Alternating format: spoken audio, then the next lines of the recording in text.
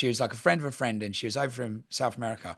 And she was like, she took a while. She was just like, she was quite bamboozled by the whole lot. And then she was just like, oh, I get it now. She was just like, we're not like, we are the festival.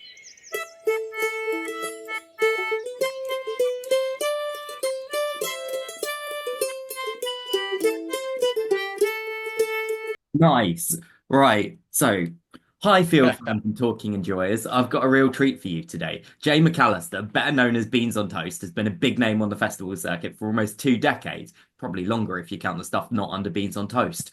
I am an enormous fan, but almost all of you will know his biggest hit, MDMA. But today we're going for the deep cuts. For example, Jay, in your book, you talk about an intricate plot you and the Mudhills gang had to rob Tesco. How different do you think your life would have been if you'd pulled it off?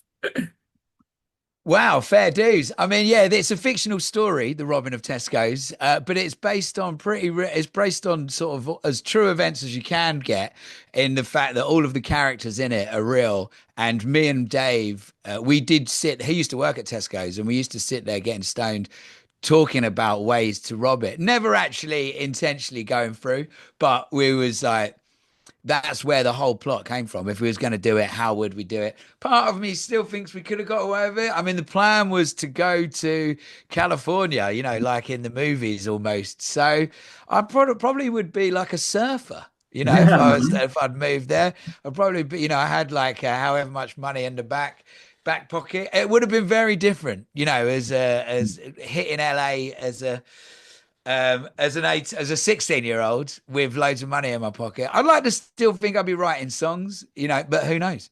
A Yeah. sliding door moment. Maybe not about robbing Tesco's. No, exactly. Yeah, I'd probably be keeping a little bit more of a low profile as well, Mm. maybe. Yeah. Do you think, I know you said that writing a book was a bit of a chore. Do you think you'd ever consider a third? Yeah, yeah, definitely. Oh, More previously. news to come very soon. Yeah. Oh, that's really cool to hear. So your first time at a festival was Glastonbury. You went when you were 16, didn't you? Um, It wasn't. My first actual festival experience was picking up rubbish after a V festival. oh, Which is like I literally just answered. Didn't really know what a music festival was. I answered, cash in hand job in the local paper. I grew up in Braintree, so it was like half-hour drive to Essex, and me and a bunch of mates, we went down just to get some cash basically, and we the first thing we did was pick up the rubbish in the car park, and it was like, mate, this is going to be easy. He was just walking around picking up a few cups and bottles, and oh, then turned into the arena, and it was like, and the guy just looked at us and he was like, every fag but every bottle is coming. And I mean, it was quite the experience. That I did 3 days. I jumped ship.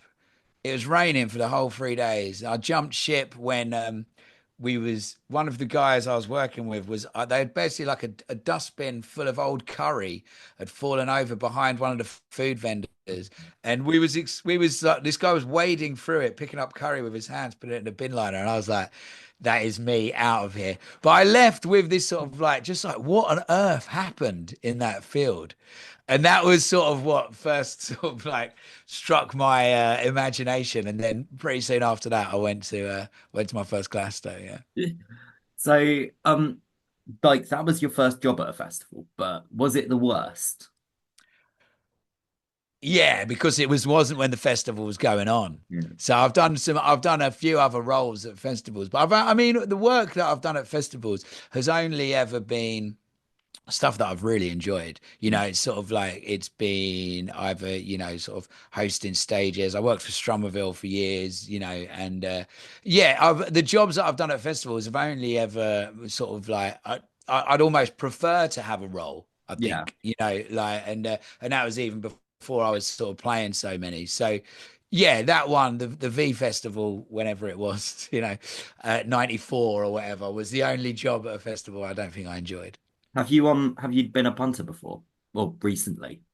Yeah, I mean, like it's not very often that I'd go to a festival that I'm not involved in. Mm. Probably the last one that I remember, it was a few years back now. It's called Folk by the Oak. I remember because I actually played it this year. But I had a gig with Frank Turner the night before in Newcastle, And it was like the one day off I had over the whole summer that I wasn't going to be at a festival or playing a gig.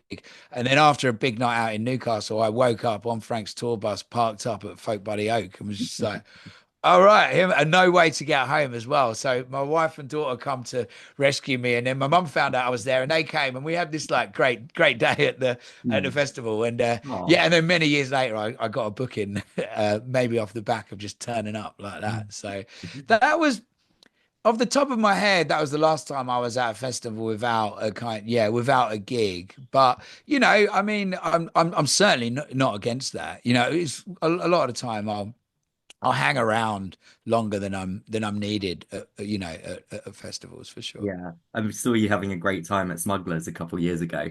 Oh, mate, very special festival that is, yeah, and that's right at the end of the summer as well. So No, like Smugglers sort of is so last hurrah. it's so good. I keep it like secret. Like I don't actually write about it. I don't normally talk about it, but yeah. Fair dues. It's got that element to it, hasn't it? It's got because I live in Kent as well, so it's kind of like it's super local to me. And yeah, they kind of go against the grain. They're one of them festivals that can kind of get enough people with it doesn't really matter what the lineup is, Yeah. which creates that it always creates a special feeling. And Mm. yeah, I think I've seen, but at the same time, the music you see there is always phenomenal. And yeah, you probably did see me having a very good time, I would imagine. Yeah, it was a mental one. That entire year was just so much fun. I go every year now. It's one of the ones I consider unmissable. But Respect. going from the best of festivals to the strangest, what's the weirdest festival you've ever attended or played or Zoo 2008, it was Zoo called. 2008? Zoo 2008. And it was also weirdly in Kent. I couldn't tell you where because it was so long ago in 2008. But it was I was working with a band and also playing. It was supposedly it was like on the poster, it made you believe it was a festival in a zoo or a Mm. safari park, or there was going to be music and animals. That was sort of what it was sold as. And they had big bands playing. I think it was like Dizzy Rascal, Hives. It was like a big sort of like maybe even Calvin Harris. It was big acts. And it was like a Yeah. big event. And good God, was it a shit show? The I mean, I arrived early because I used to manage this band called the Holloways. So Yeah. I had the Holloways playing, and then I was playing myself. And I arrived early as sort of their representative. And the festival didn't have a production office, so there was literally no one to see when you arrived. And then as it sort of pattered out, they also didn't have any lights in the campsites. No lights. They didn't have any bins anywhere, like not even just the small bins, but they didn't have anywhere to take the rubbish. It was so badly organized. It was just like absolute insanity. And words sort of got out amongst the bands. A lot of bands were like, we're not coming because there was like, people realized people weren't going to get paid. And the whole thing was a shit show. I sort of utilized it to the best of my ability, and noticing the chaos. I was basically supposed to be playing in like the little tent Yeah. over to the side, and that was it. Annoyed because I think the tent I was playing in, you needed like a certain pass to get in, and it was like there was all this confusion. Mm. So I just took my guitar to the main stage and pretended I was on next, and just literally walked up, tuned up. This band finished. I think it was like Funeral for a Friend finished, and I just walked out into the middle of the stage, looked for a DI, started tuning my guitar, and everyone was like, "Mate, what are you doing?" I was like, "I'm on next," and they was like, "You know, I think the Hives are on next." I was like, "Mate, no one knows what's going on at this festival. I'm supposed to be playing like the changeover set, blah blah blah blah." I just went for this massive blag, and everyone was like, all right, fine. So that's my bloody cat. It's like,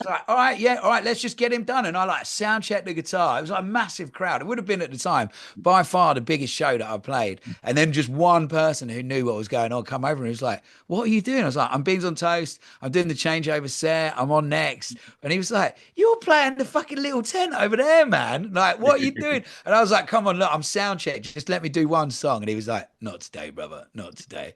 And so I was trying to sort of work with the chaos, but it was, I mean, like when the sun fell on that festival, because everyone just felt like they'd been ripped off as Yeah. well, and then it started to rain, and it was like that no lights thing. Sometimes festivals can get a bit kind of like sort of Lord of the Flies Yeah. vibe. Anyway, this was, it was a very young crowd, and yeah, it was fucking mental, to be honest. So, I mean, yeah, that was probably the weirdest. Unfortunately, it's just poor organization that made it weird, rather than like a festival inside some Mad Hatter's head or whatever.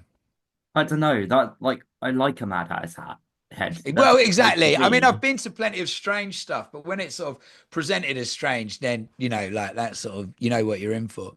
So currently you run Foolhardy Folk Festival with DHP. Is Mhm. that very different to your early days promoting?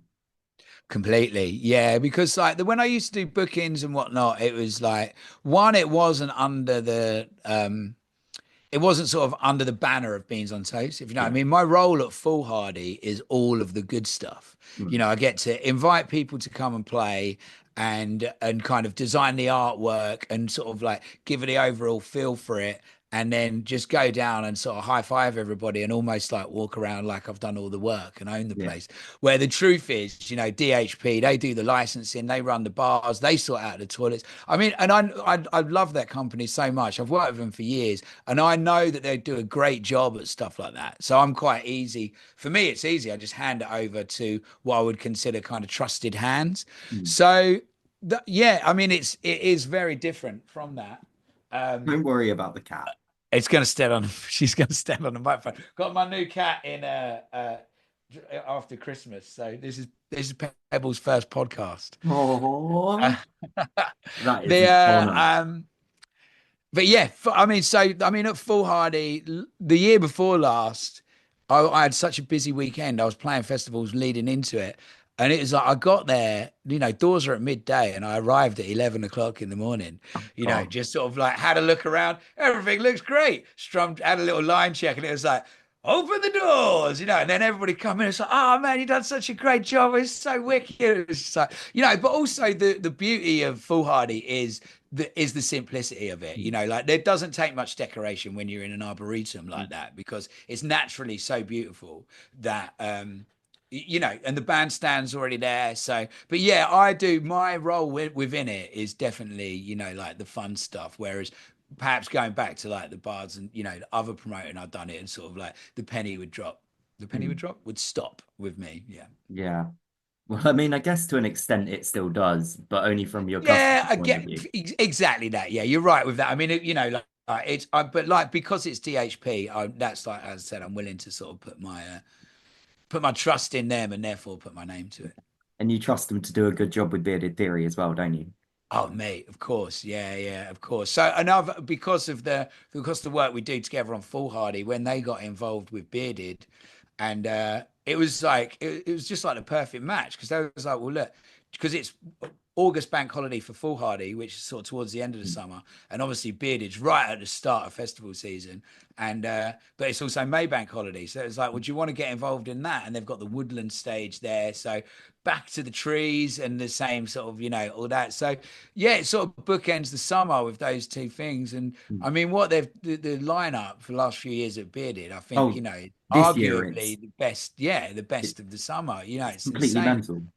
Yeah. And so yeah, like it's great to be involved in both those things, basically. Are there any advantages that you think come from taking a more DIY approach? In what? In festivals or in Yeah, life? in festivals compared I to what mean, you're doing now.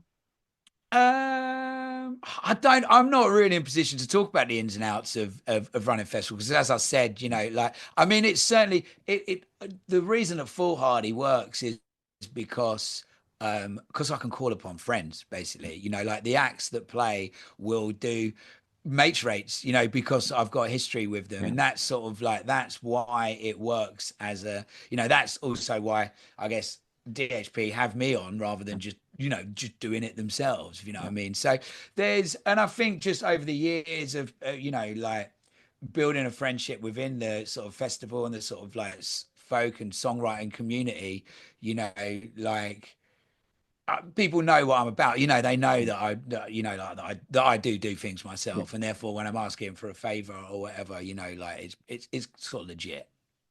Do you have much nostalgia for events in like the late 90s and early 2000s being better than modern ones? No, I mean I try not to. I try not to be that guy So I mean, Glasgow's the big one, isn't it? You know, it's like, oh, there used to be a stall here where I used to drink wine and dance all night. You know, I can be a little bit like, but that's just because these places are full of memories Mm, for me. I'm never a. It was better before the fence went up. You know, I still think if people are going to go to Glasgow now and kind of moan about it, that's on them. You mm, know, like if you still fair, it might be different, but if you're not going to come and enjoy it for what it is, then just go home and look at photos of the old days, you know, or whatever. So I'm not. I mean, my memory doesn't serve me enough to be, you know, like but I don't know. Nostalgia is not necessarily a bad thing, is it? I guess I do get nostalgic, but not like I wish I was doing it. I wish I was there. I'm sort of happy to be there now, but like of full of fond memories. I was pretty happy when they changed the whole Boomtown layout because mm. all of a sudden I was lost again. You know, Yeah. like I knew Boomtown so well. I was like, oh, you got to go here. And I can be a little bit like bloody festival expert sometimes. You know, it's like, how'd you get here? And it's like, oh, I know a secret pathway down the back of this set. And it was like, you know, like just I've done them all too much. And you're with people that are going for their first time or whatever. Mm, So it was quite nice at Boomtown. Someone was like, where, you know, where's Nexus? And I was like, I don't even know what that is, let alone mm. where it is. So that was kind of a refreshing change. But I think yeah, a bit of nostalgia, but not in a negative way. Not like I wish, you know, like we had it so good or blah, blah, blah, or sort of I wish things were like they were then or anything like that. I'm happy, you know, like to work with what we've got. Yeah. No, it's funny you mentioned Boomtown. I was quite pissed off when I missed your set because I was in a queue to finish the story. Right. Okay. Fair dues. Like, I'd much rather gone to see you, but I did win. I did finish it. So You did finish it well, fair. Oh, sorry, I didn't really know what you meant then.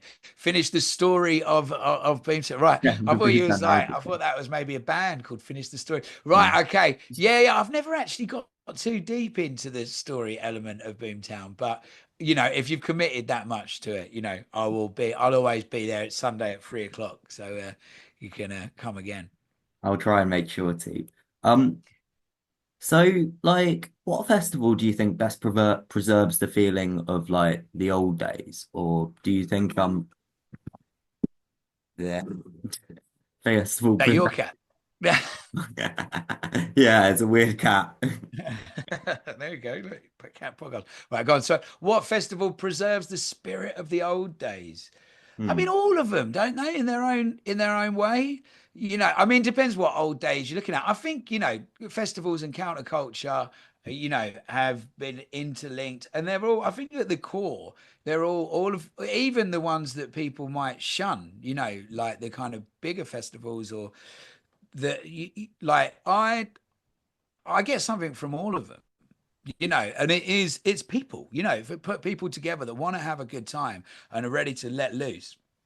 And it does to me, for me to tune into that, it doesn't, you know, I can tune into that quite easily, Mhm. basically. And I think that's what if people talk of the spirit of the festivals or whatever, that's sort of what I would imagine that they're getting at. So yeah, again, you know, similar to the nostalgia thing, I think it's you know, I'd be more interested in what festivals cut, you know, carving a path towards the future, really. So, do you think the big spectacles of like modern Boomtown and modern Glastonbury is the way for festivals to go, or I think big it's the ones, way. I think it's the way for some. the Yeah, I big think ones? if you can make it work, and it certainly helps with the sort of you know transportation aspect of it. You know, you want to go completely to another world, and I think Boomtown has a. I'm a big fan of everything they've done. You know, I've been a sort of like. And I've been going that festival almost religiously for a long time, and I think that they've got the kind of spectacle, but it's not just that. You know, Yeah. like their lineup is still like is a sort of like wonderful show of underground music. You know, they rely solely on underground music from the world over, which is really really powerful. The way they celebrate the things that there's acts, be it either the sort of high focus lot or there's sort of acts which I love that I wouldn't see anywhere else Mm. apart from Boomtown because they take lots of different bubbles from around the UK and around the world and represent them. So it's not just the spectacle; it's also the music, and at the same time they've got the theatrical aspect of the story. So I think if you like if you're going to do it alongside loads of other great stuff, then a brilliant stage is it will work. If you're just going to put on a big fancy pants stage and play some generic music through it, then it's probably not going to sort of tickle my fancy. So I've got this theory about Boomtown, right? That it essentially serves as a denormification machine by attracting like relatively mainstream people to come along with like the big acts, and then they Mhm. get lost in Old Town in the middle of the night and see some weird folk punk and like befriend a juggler, and like they Sure. end up going down a pathway. Yeah, there's I read a brilliance that this guy called Brian Class, who I've since become like quite a big fan of. But he sent me I had a small mention in this piece that he wrote about Boomtown this year. And that was the only reason I saw it sort of come to light for me. But it was almost like a anthropologist goes to Boomtown and studies the people that are there. It wasn't a review. I've never read a review of a festival like it. It was very much about escapism and where that sits in the modern world. I'll send it over because I it's need to like see that. it's Yeah. yeah, put it in the show notes or whatever for this because it's Mhm. like an absolutely fascinating read and it really dissects that kind of like what is a festival and what purpose does it serve in modern England basically and Mhm. a lot of it was that yeah, it was, like people are working hard, like, and people have got, stressful lives, and you need that an element of, living in the moment. And it takes hard, it's hard to do that. And people will find it in whatever ways, be it yoga or be it a rave, but I still think that's kind of what people are looking for, isn't it? That Yeah. being present in the moment. So now it's a bit of a, I'm going on to a bit about your music now. So a lot of musicians are resentful about any of their big hits. Are there any that you were like a bit annoyed by? Well, I do have a line that says, "I believe you, Russell Brand," in one of my Yeah. songs, and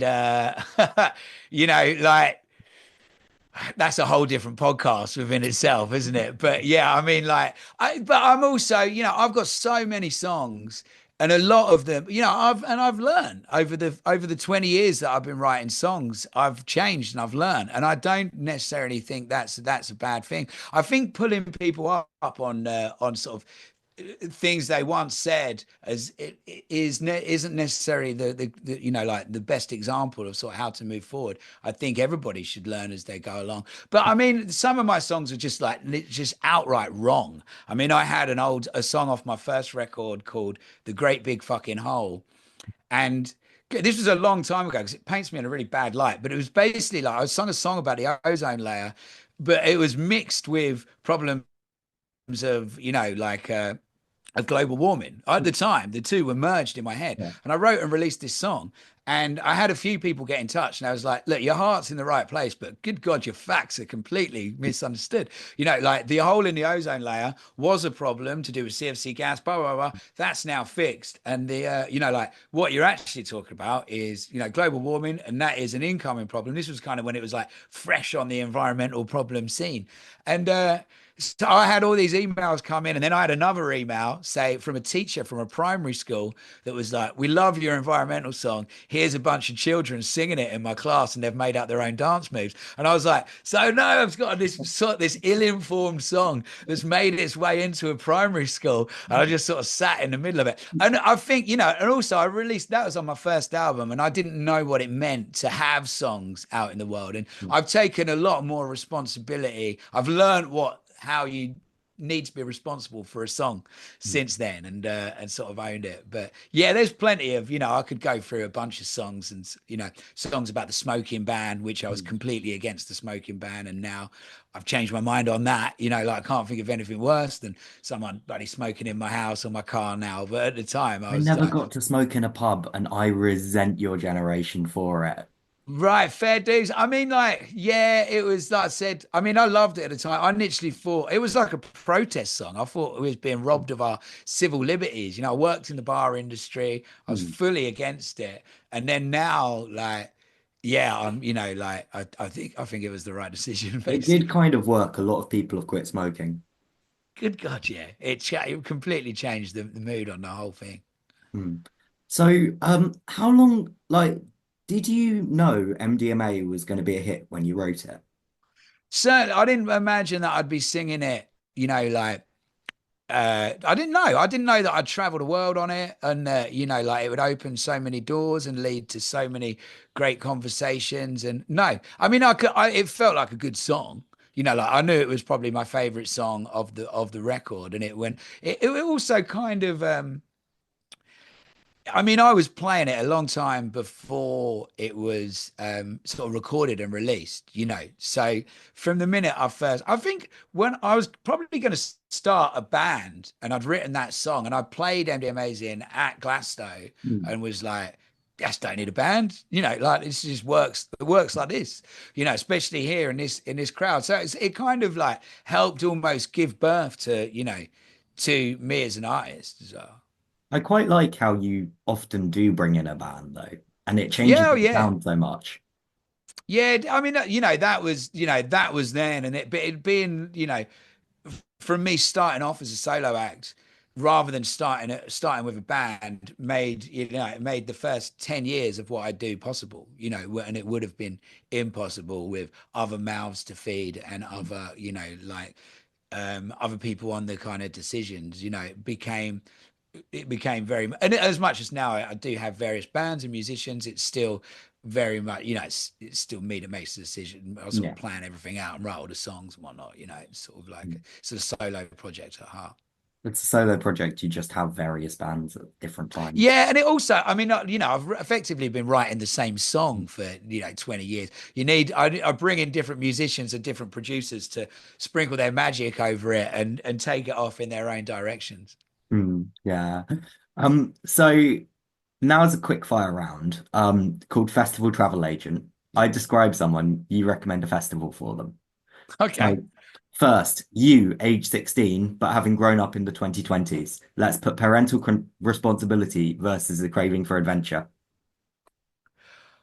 I'm still gonna say Glasgow, Hmm. Well, which is you're where not I going to be did able to go. get a ticket nowadays. Where there's a will, there's a way.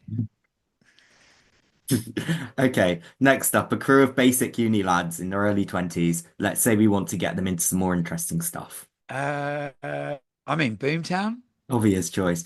Um, Yeah, how about a parent with children under 10? Fire in the Mountain. Don't. Everyone is telling me about this festival.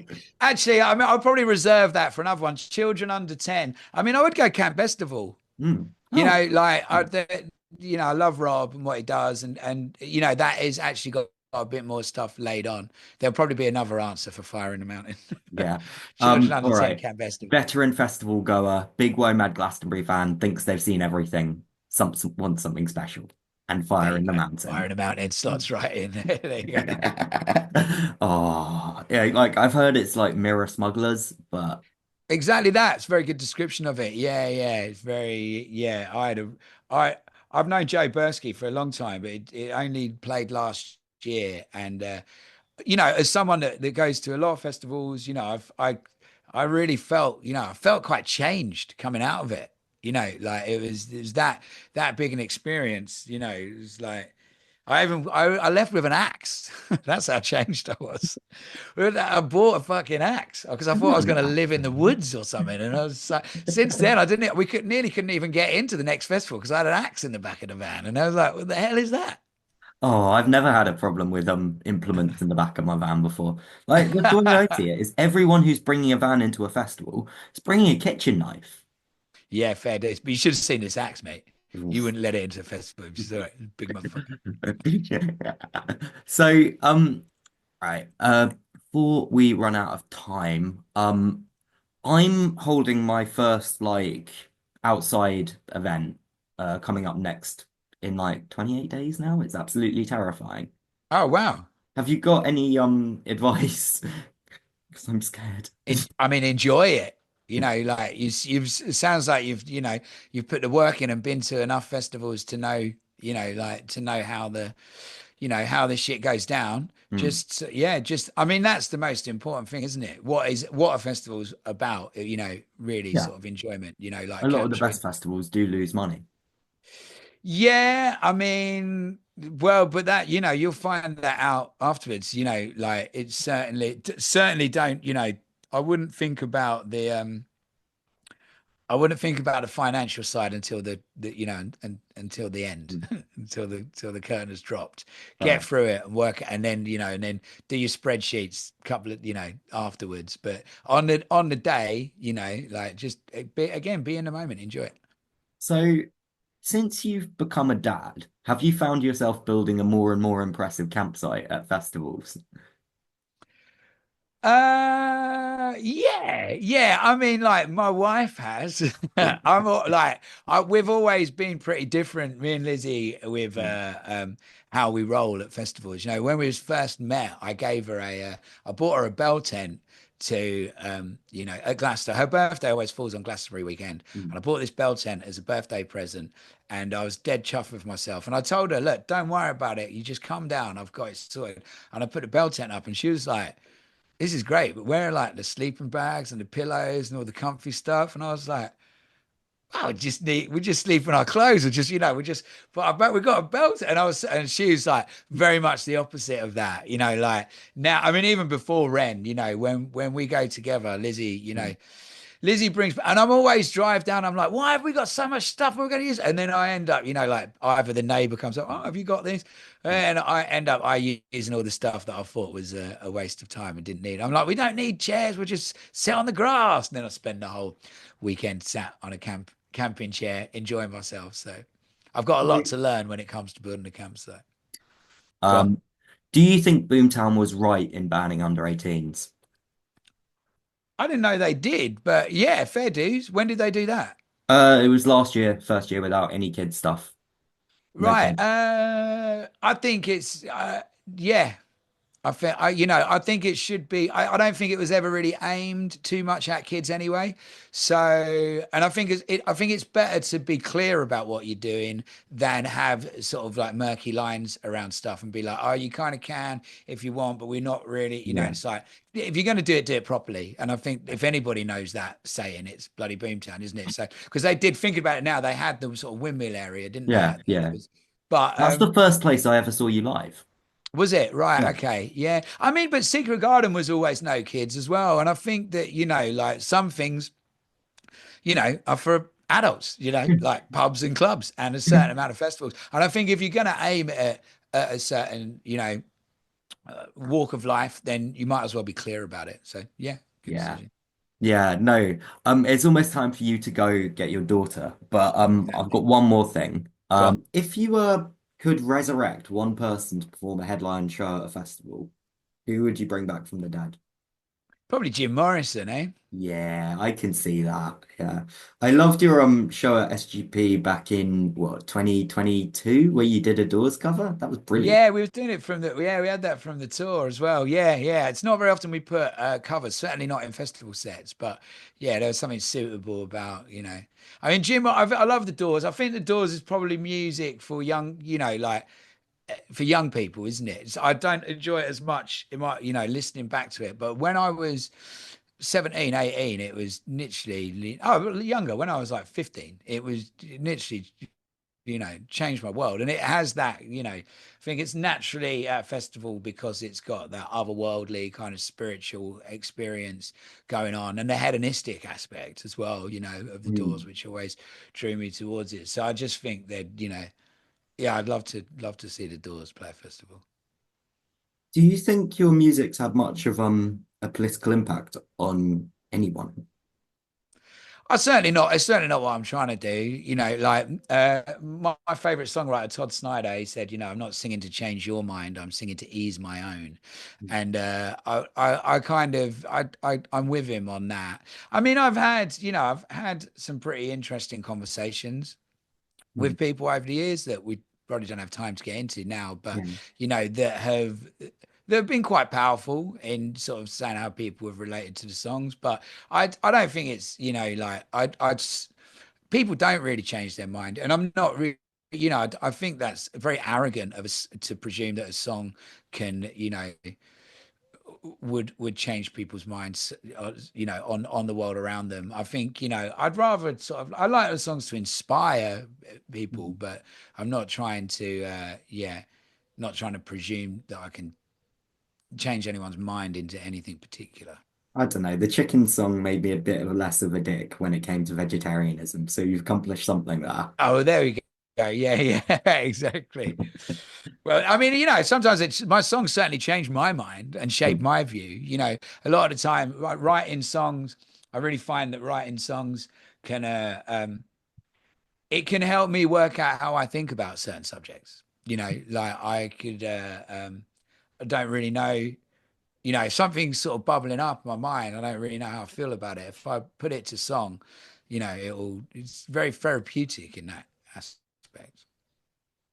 That sounds, I mean, I'm not, unfortunately, I don't have the joy of being particularly musically talented. Like, I tried several times to learn an instrument, none of it really landed.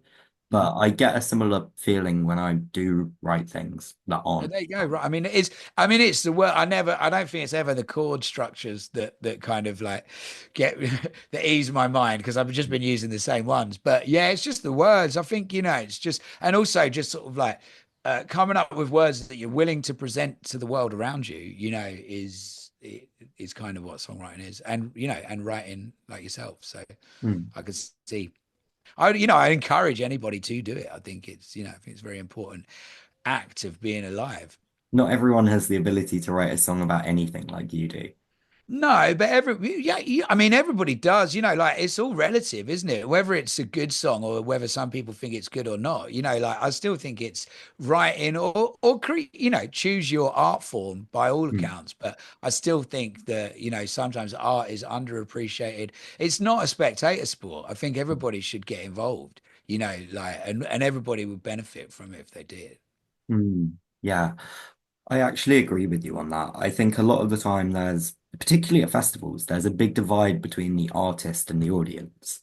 Like, the metal barrier At physically. Secret Garden a couple of years ago was with a friend, and she was over from